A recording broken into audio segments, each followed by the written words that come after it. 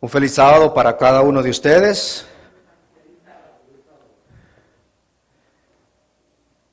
Saben, Dios siempre tiene algo para nosotros. Decía a mi esposa que orara, porque, saben,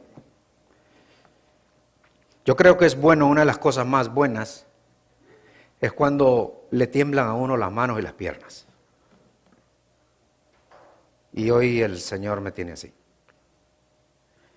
Así que vamos a pedirle al Señor que por favor nos echen una bendición, porque necesitamos llegar a entender esto que queremos hablar. Este tema, queridos hermanos, lo he titulado La enemistad de Dios para con Israel. ¿Por qué la enemistad de Dios para con Israel? Y es por eso, hermanos queridos, que ustedes tuvieron la oportunidad de poder leer este texto maravilloso de Lamentaciones, el libro de Lamentaciones. Nos da un mensaje maravilloso. Quizás muchos no nos hemos detenido a pensar en estos textos, pero saben, meditando en este texto, hace unos días, le preguntaba al Señor cómo llegar a poder elaborar este mensaje, porque es un mensaje muy fuerte. Estas palabras van dirigidas a un pueblo que pretendía ser el pueblo de Dios, y nosotros queremos hacer una alusión a ese pueblo y que podamos llevarlo a este tiempo y preguntarnos de verdad si nosotros estamos en el mismo barco de ese pueblo de Israel. Porque si estamos en ese barco en el que se hundió Israel, también nosotros nos vamos a hundir. Así que, hermanos, la Escritura lee en realidad de esta manera, de acuerdo a este texto. El Señor llegó a ser, dice, el Señor llegó a ser, como dice, enemigo. Y yo, hermanos, quiero que trate de ir entendiendo cada palabra, porque aquí se encierra todo lo que vamos a decir. El Señor, dice, llegó a ser como enemigo. Destruyó, dice, a Israel. Y cuando dice destruyó a Israel, hermanos queridos, está hablando de su pueblo que profesaba ser el pueblo de Dios, que profesaba ser la niña de los ojos de Jehová. Por eso me impactó al leer este texto. Y sigue diciendo la Escritura, destruyó todos sus palacios.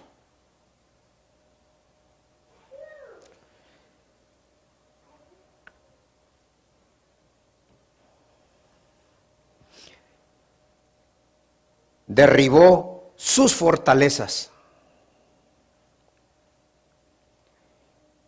y multiplicó en la hija de Judá la tristeza y el lamento. Pero en el texto que sigue, todavía impacta más a ese pueblo. ¿Por qué? ¿Por qué lo impacta? Noten lo que dice. Quitó su tienda como enramada de huerto. ¿Qué es lo que hizo Jehová con aquel pueblo de Israel, que era la niña de sus ojos? Dice, quitó su tienda como enramada de huerto. Destruyó el lugar en donde se congregaban. Perdón, qué duro, ¿no? Porque a ese pueblo se le quitó la sombra, esa enramada, el lugar, un lugar de protección, donde aquel pueblo podía llegar para poder protegerse de la inclemencia, ya sea del tiempo o de los peligros del enemigo. Sin embargo, el Señor termina diciendo que Él quitó de ahí su tienda. Y si quitó su tienda, que era, dice, como una enramada de huerto, ¿dónde quedó la presencia de Dios entonces? Porque Él termina explicándonos y diciéndonos, destruyó el lugar en donde ese pueblo se congregaba. ¿De qué pueblo estaba hablando el Señor? Era el pueblo de Israel. ¿Quién era entonces el pueblo de Israel? ¿Acaso no era el pueblo de Dios? Así que, hermanos, este texto nos enseñará a nosotros todas estas cosas. Y nosotros tenemos que ir abriendo nuestros ojos a cómo el Señor quiere hacernos entender, taladrar en nuestra mente y en nuestro cerebro, de que si nosotros pretendemos ser el pueblo de Israel moderno, pero hacemos las mismas cosas que aquel Israel antiguo, también Él quitará, dice, el lugar de donde usted y yo nos congregamos. Lo destruirá. Usted y yo no queremos que el Señor quite su tienda de esta iglesia. Y para que Él no quite su tienda, su protección, su abrigo, el Señor pide ciertas cosas. Así que, hermanos queridos, ¿cómo explicar la enemistad de Dios para con Israel? ¿Cómo explicarlo? Porque la Escritura nos dice en el versículo 5, el Señor llegó a ser como enemigo de Israel. Lo destruyó. ¿Cómo permitir o cómo no permitirle al enemigo que se rompa ese vínculo amistoso entre Dios y nosotros?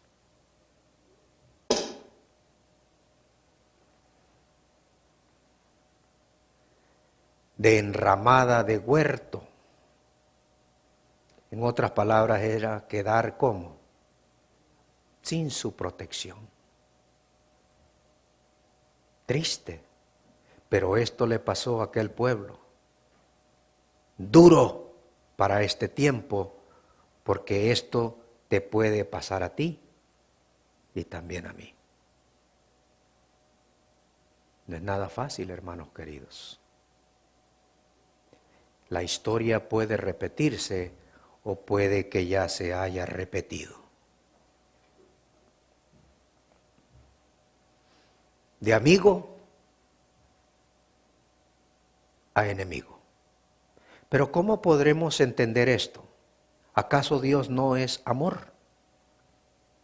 ¿Cómo es posible que Dios, después de nombrar a Abraham amigo de Dios y a toda su descendencia, luego se convierta en enemigo?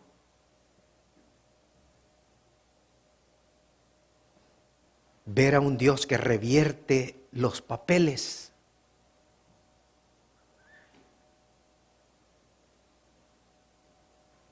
Isaías 9:8 dice estas palabras. Note antes de que vaya a su escritura.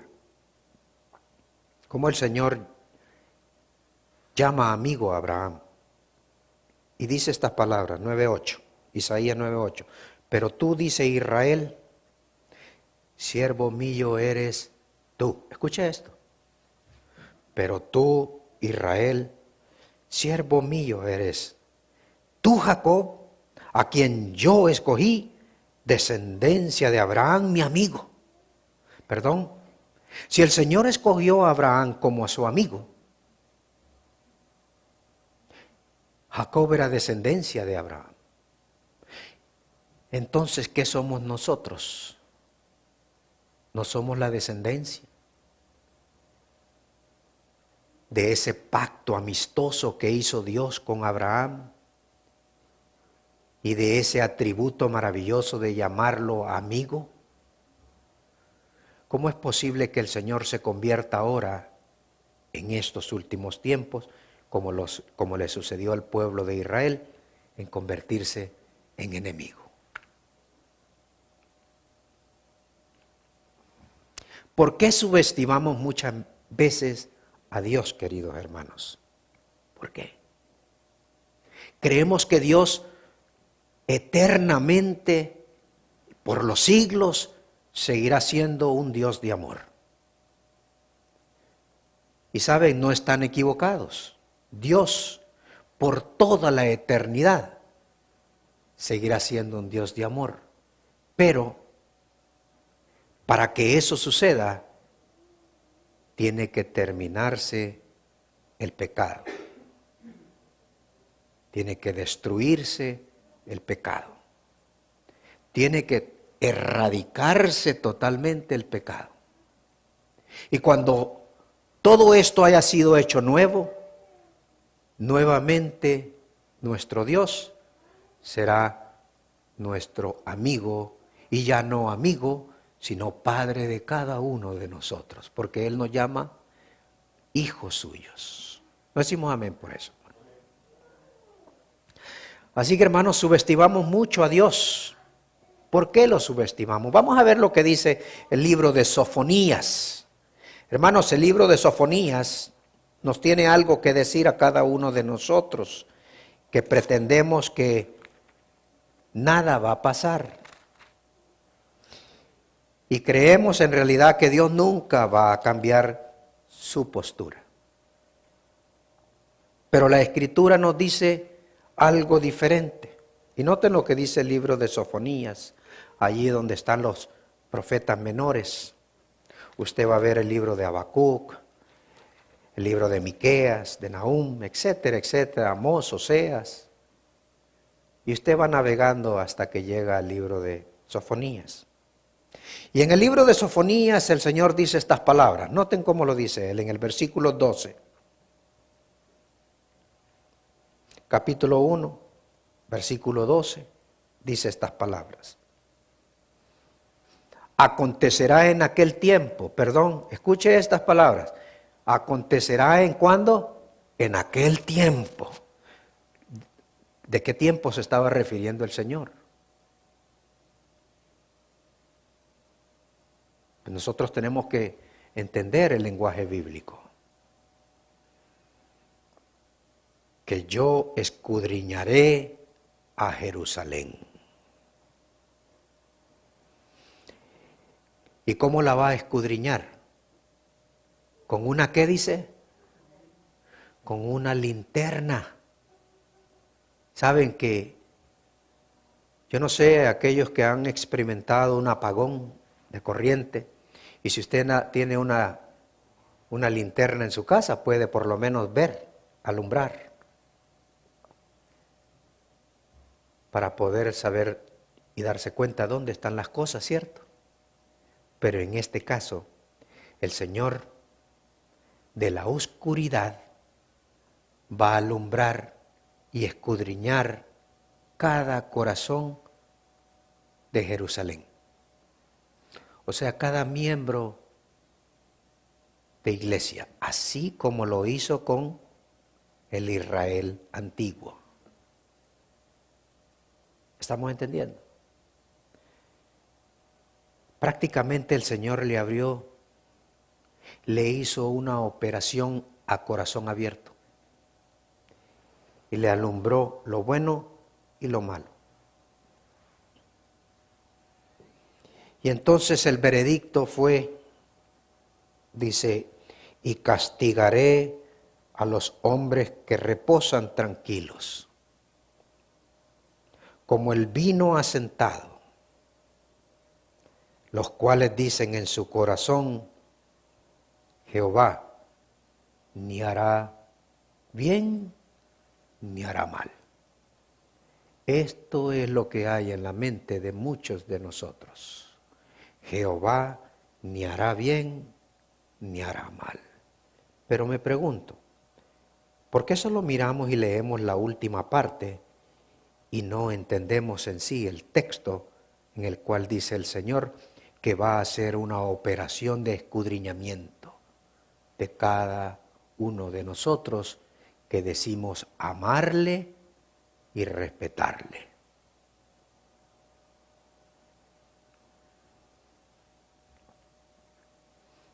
Antes del Señor quitarle su ayuda, de acuerdo a Lamentaciones capítulo 2,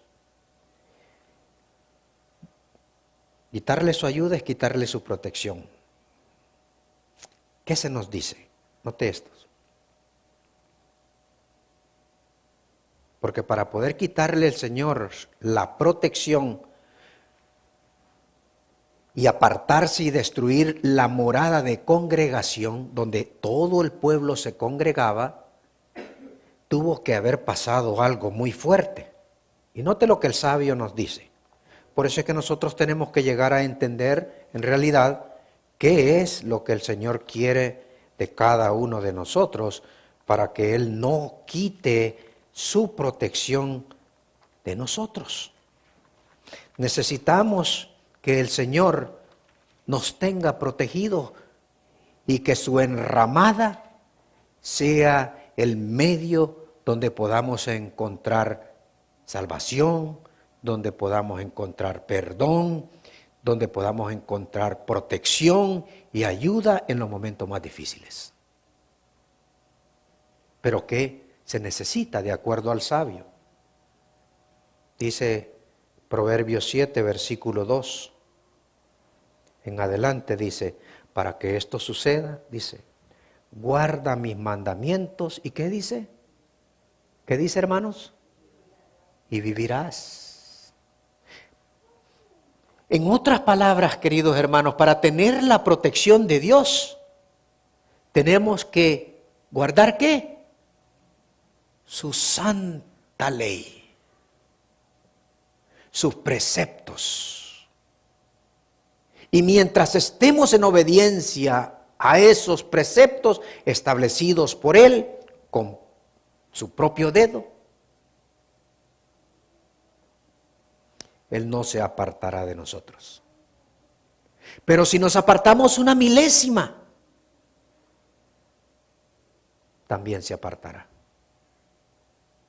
Entonces, ¿cuál es el requisito para que el Señor no se enemiste con el pueblo de estos últimos tiempos como lo hizo con el pueblo de Israel?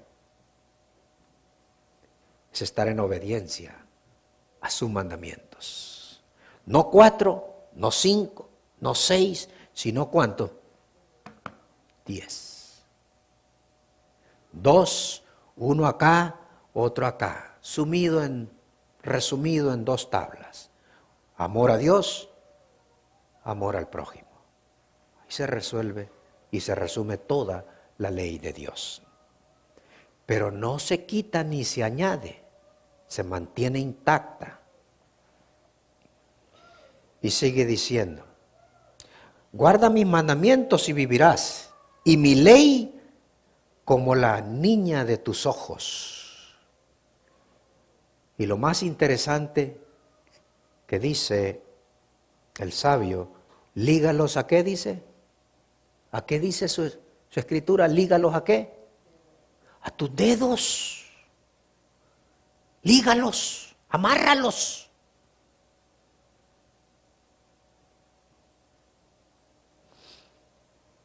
Escríbelos, dice también, en la tabla de ¿qué? Ahora yo pregunto, hermano querido, ¿queremos en realidad tener la protección de Dios? Ahí está el requisito para que el Señor no se enemiste con cada uno de nosotros. Se enemistó con aquel pueblo que decía ser la niña de sus ojos. ¿Y qué es lo que hizo el Señor? Le quitó, dice, todas sus fortalezas, destruyó sus palacios. O sea, en otras palabras, todas las grandes verdades depositadas a un pueblo fueron totalmente, ¿qué? Destruidas. ¿Te gustaría que experimentáramos esa misma experiencia? Que el Señor no solo destruyera nuestros palacios y nuestras fortalezas, sino que quitara de su lugar la adoración a Dios, a Él. Que se llevara de aquí a otro lugar, porque aquí no hay verdadera adoración. ¿Te gustaría eso experimentarlo, hermano? Yo creo que no.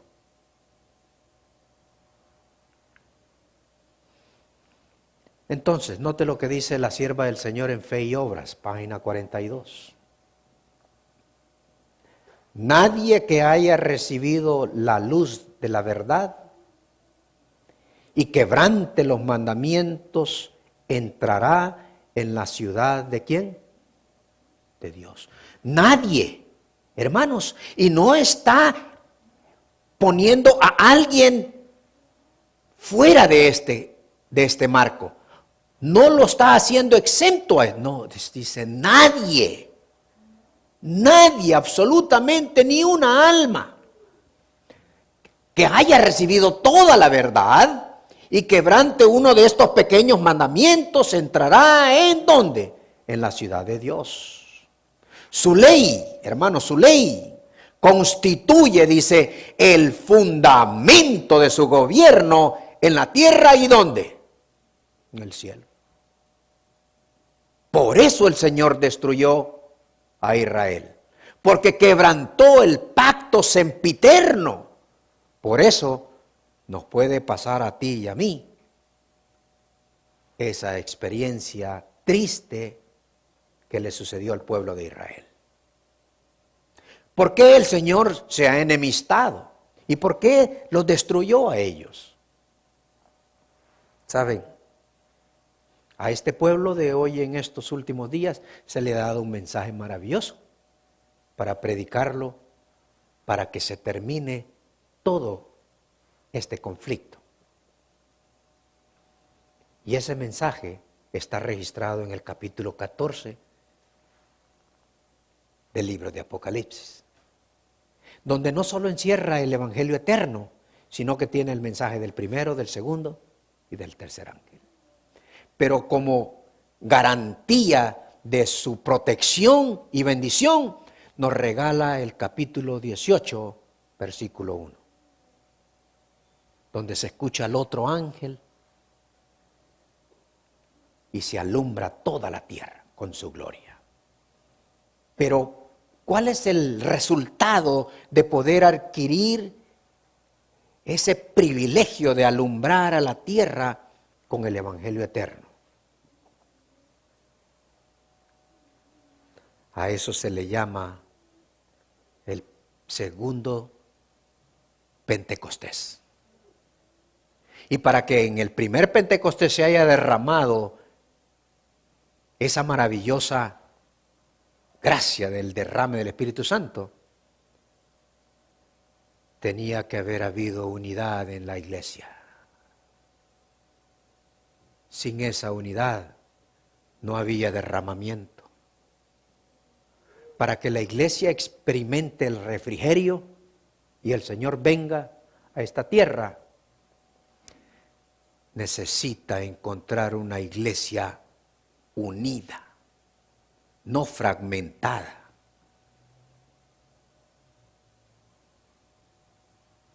Por eso es muy importante que logremos entender el por qué el Señor se enemistó con Israel y la destruyó.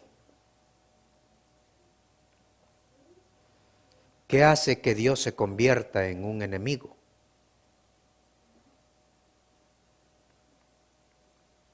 ¿Qué dice Santiago 2:23?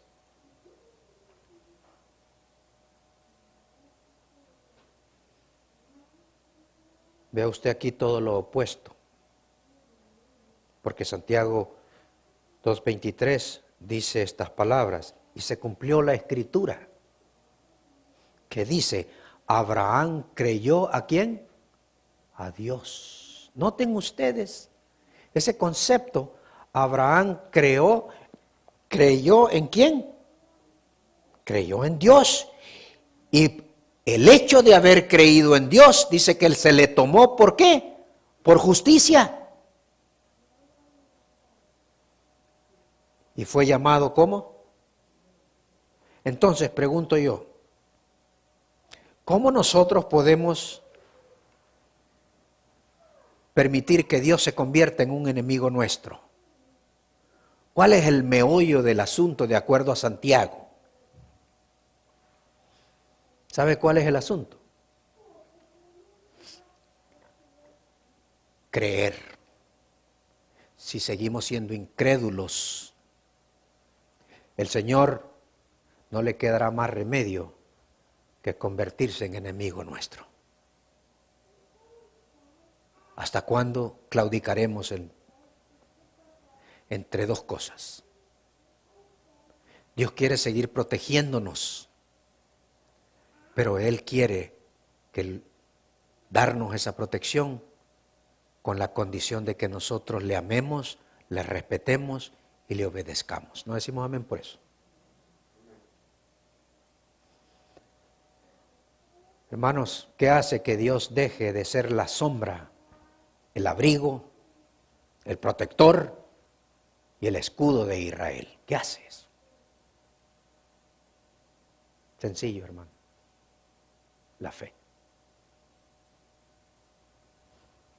Si creemos certeramente y tenemos esa fe verdadera de que Dios siempre será nuestro protector, nuestro ayudador, nos va a mantener abrigados fuera del peligro. Pero si no tenemos fe, tampoco creeremos. Porque el diablo cree, ¿cierto? El diablo cree que Dios existe. Pero él cada vez que piensa en eso, ¿qué hace? Tiembla. Y sin embargo, usted y yo no debemos de temblar, sino que debemos de tener la certeza, ya sea que estemos descansando o estemos vivos para ese evento maravilloso. El Señor nos va a dar esa seguridad que hemos depositado en Él de que nos transportará al cielo. La fe, hermanos queridos, juega un papel muy importante en la salvación del cristiano. Sin fe, dice el apóstol, es imposible agradar a Dios.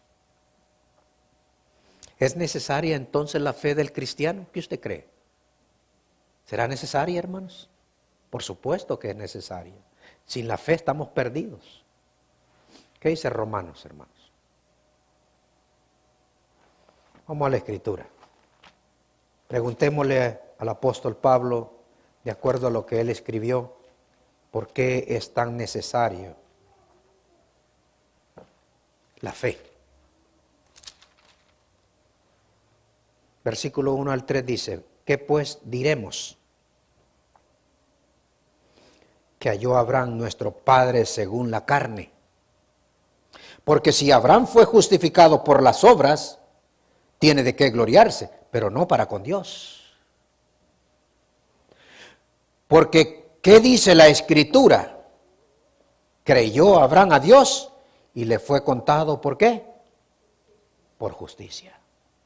Ahora pregunto, ¿la fe solita es suficiente para Dios? ¿Qué usted cree, hermanos? ¿La fe sola es suficiente? No, dice que necesita a su siamesa. ¿Y cuál es esa siamesa? Los actos buenos suyos y los míos. O sea, las obras. Sin esas dos cosas y sin esos ingredientes, ya no tenemos lo que se llama fe. La perdemos. ¿Y qué sigue diciendo él en el versículo 16? Usted lo puede leer todo, por supuesto, en la comodidad de su casa, pero no nos daría todo el tiempo. Por tanto, dice, es por fe, para que sea ¿qué? Por gracia. La salvación, hermanos queridos, es por medio de la fe. ¿Y por medio de la fe en quién? En el Señor Jesús.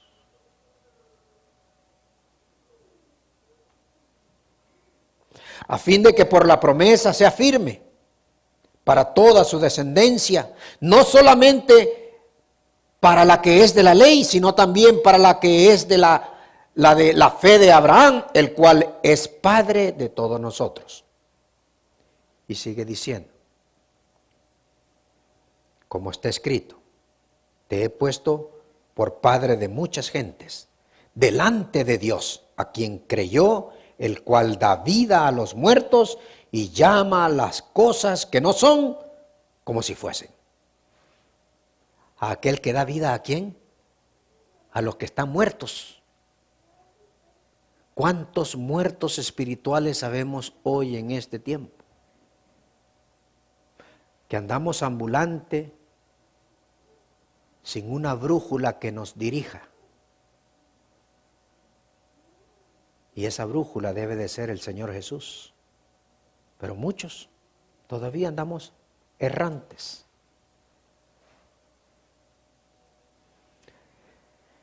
Él creyó en esperanza contra esperanza para llegar a ser padre de muchas gentes conforme a lo que se había dicho. Así será su descendencia. Y no se debilitó en la fe al considerar su cuerpo, que estaba ya como muerto, siendo de casi 100 años. O la esterilidad de la matriz de Sara. Tampoco dudó por incredulidad de la promesa de Dios, sino que se fortaleció en fe, dando gloria a Dios, plenamente convencido de que era también poderoso para hacer todo lo que había prometido, por lo cual también su fe le fue contada. ¿Por qué, hermanos queridos? Por justicia. Pregunto, para nosotros no enemistarnos con Dios y para Él no enemistarse con nosotros, ¿qué necesitamos nosotros de acuerdo a lo que hemos leído del apóstol Pablo? Estar firmes en lo que hemos creído, en lo que Dios nos ha regalado. Eso es el pasaporte al cielo, hermanos queridos. Pero Dios se está enemistando con su pueblo de Dios, porque se ha convertido en un pueblo reposado, apático, no quiere hacer nada. Se está convirtiendo como el mismo pueblo de Israel. Ojalá esa no sea la condición de nosotros. ¿Por qué podemos llegar a perder el favor de Dios entonces? Esto es lo que dice Fe y Obras, página 19. ¿Por qué razón podemos llegar a perder ese favor inmerecido de Dios, que fue el regalo en el Señor Jesús? Por rebelión y ¿qué? Y apostasía. Hermanos, con eso yo me quedaría. Pero fue por eso que el Señor se convirtió en enemigo de ese pueblo. Y es por eso que el Señor se puede convertir en enemigo tuyo y mío en estos últimos días que le quedan a esta tierra. Y ella sigue diciendo, fue por rebelión, dice, y apostasía que el hombre perdió ¿qué? El favor de Dios. No sus derechos, porque él no podía tener valor excepto que el que le fuera conferido por el amado Hijo de Dios. Este punto debe de ser entendido, dice ella. El hombre perdió esos privilegios que Dios en su misericordia le presentó como un don gratuito. Un tesoro, dice, en depósito para ser usado en el avance de su causa y su gloria. Un tesoro, hermanos queridos, gratuito, que lo depositó en este pueblo de los últimos tiempos, como lo depositó en aquel pueblo de Israel que terminó siendo destruido como nación, como la niña de sus ojos. Pero hoy Dios, querido hermano, también ha depositado todas esas grandes verdades que aquellos rechazaron. Hoy las ha depositado en tus manos y en mis manos. Y si no las pregonamos a los cuatro vientos, si no le decimos al mundo que está a punto de cerrarse la historia de este planeta y que todavía hay oportunidad para entrar, el Señor se va a enemistar contigo y conmigo. Queremos que el Evangelio, la causa del Evangelio avance. Hermanos, pregonemos el mensaje que Dios nos ha regalado. No lo guardemos, saquémoslo y pongamos este estandarte muy en alto, porque ese sacrificio le costó todo al Padre, creador de todo, entregando a su Hijo por ti y por mí. No decimos amén por eso, hermano. Hermanos, Dios lo entregó todo por ti. Hagamos todo por Él. Y dice, para beneficiar a los seres que Él había hecho. En el momento cuando la criatura de Dios rehusó obedecer las leyes del reino de Dios, dice, en ese momento se volvió como desleal. ¿Se volvió desleal a qué? Al vecino.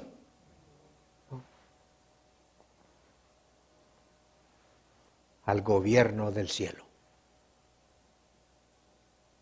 Y nos hacemos amigos y leales ¿a quién?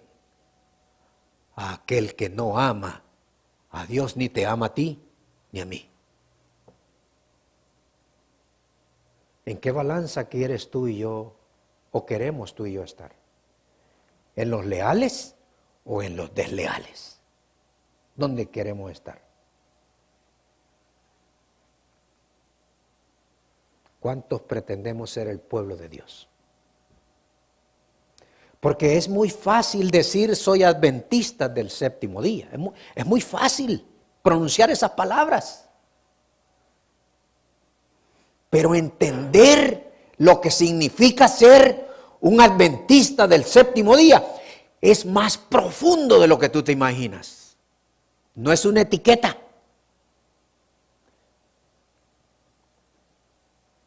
¿Qué es entonces? Y note lo que dice la Review Herald, agosto 6, 1895.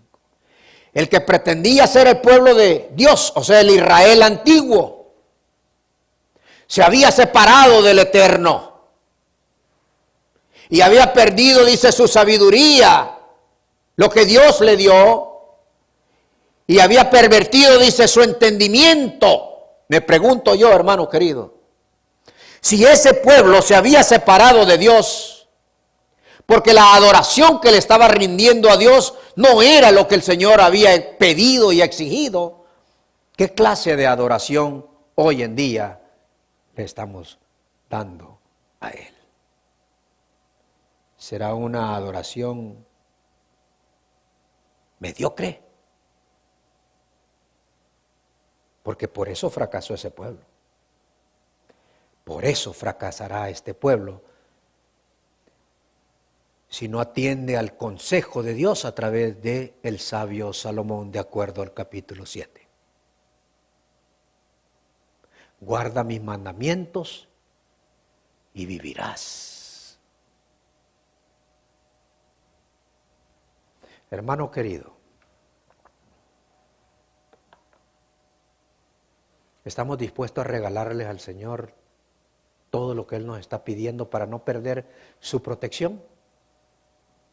¿Cuántos de verdad hoy en día están dispuestos a decirle al Señor, Señor, como Abraham creyó, yo quiero creer? Abraham no sabía a dónde se dirigía, pero lo que sí estaba seguro es que él esperaba una patria muy diferente a la nuestra. Él quería una patria del cielo. ¿Y tus ojos y los míos qué quieren? ¿Quieren una casa maravillosa en esta tierra? ¿Un carro de lujo? ¿O se ha enfrascado en caminar aun cuando no vemos el final del túnel, en poder tener un lugar en el cielo? Tú tienes la última palabra, hermano querido. ¿Sabes? Ojalá que el Señor nos regale la oportunidad de nunca flaquear. Porque de lo contrario, hermanos queridos, Él se va a enemistar con nosotros. ¿Cuántos quieren estar en el cielo? Porque yo quiero estar ahí, hermanos. Y si algo quiero arrastrar junto a todo eso, es a esta iglesia, allá en el cielo. Yo quiero verles a ustedes. Yo no sé cuántos problemas tendremos en el camino. Y no vamos a terminar con los problemas. Los problemas van a seguir cada vez, irán más en aumento. Pero si creemos y depositamos toda nuestra fe en el Señor Jesús, lograremos la victoria.